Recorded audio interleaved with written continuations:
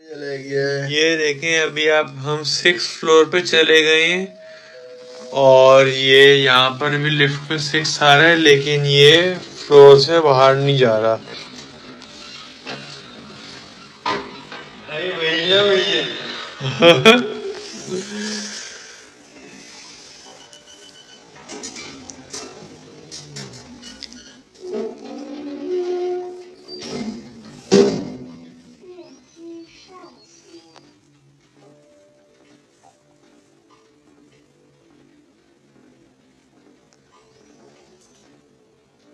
और ये देखें नाजरीन, 7th फ्लोर यहाँ लिफ्ट पर आ गया, ये आ गया, और ये देखें अब ये बाहर निकल रहा है लिफ्ट से, ऑटोमेटिकली बाहर निकल रहा है।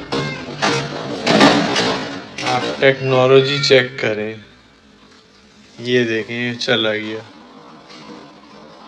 तो ये क्लीनर है और ये खुद ही एंटर हुआ है लिफ्ट के अंदर, और इसको भी 7वें फ्लोर पे जाना है। देखें, आप देख सकते हैं प्रोसीड 7th फ्लोर लिखा हुआ है इसके ऊपर। और ये खुद अभी 7th फ्लोर पे जाकर ये बाहर लिफ्ट से निकलेगा, ये लिफ्ट के अंदर है, और फिर ये बाहर जाके क्लीनिंग करेगा। अभी आप देखिएगा। ओहो बे भाई, दे दो मेरे मुंह में।